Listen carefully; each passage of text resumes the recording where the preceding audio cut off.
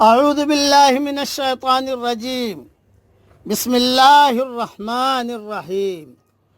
سورہ زمر کی آیت پڑھ رہا ہوں، آیت نمبر 67۔ وما قدر اللہ حق قدرہ والارض جميعا قبضته يوم القيامة والسماوات مطويات بيمينه سبحانہ وتعالی عما یشرکون۔ اور ان لوگوں نے جیسی قدر اللہ تعالی کی کرنی چاہیے تھی نہیں کی۔ ساری زمین قیامت کے دن اس کی مٹھی میں ہوگی اور تمام آسمان اس کے داہنے ہاتھ میں لپیٹے ہوئے ہوں گے۔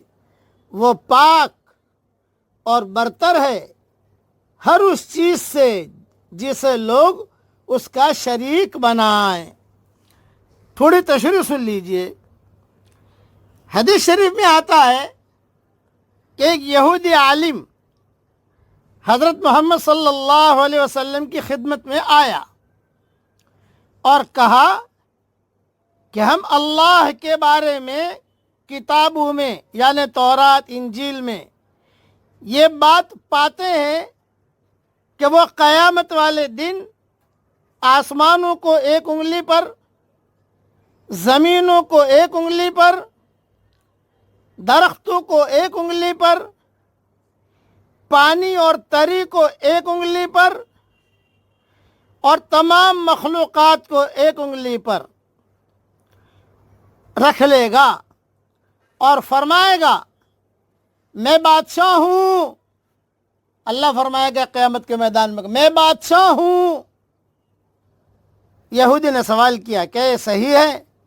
جب حضرت محمد صلی اللہ علیہ وسلم نے سنا تو آپ صلی اللہ علیہ وسلم نے مسکرا کر اس کی تصدیق فرمائی اور یہ آیت اس کے سامنے پڑھی، وما قدر اللہ حق قدرہ والارض جميعا قبضته يوم القيامة والسماوات مطويات بيمينه سبحانہ وتعالی عما یشرکون۔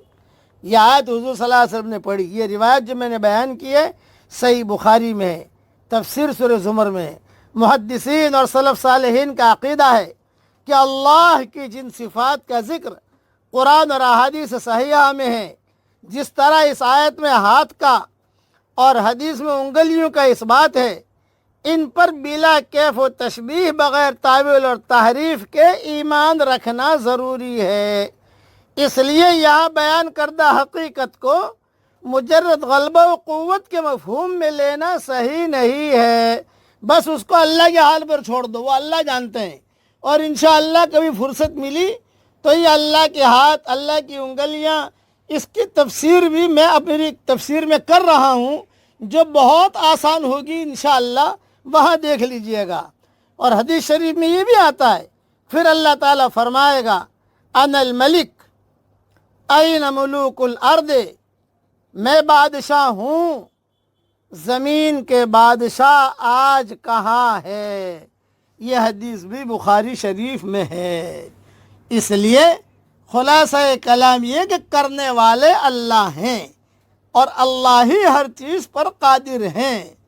اس لیے ہر وقت تعریف اللہ کی کرنی چاہیے۔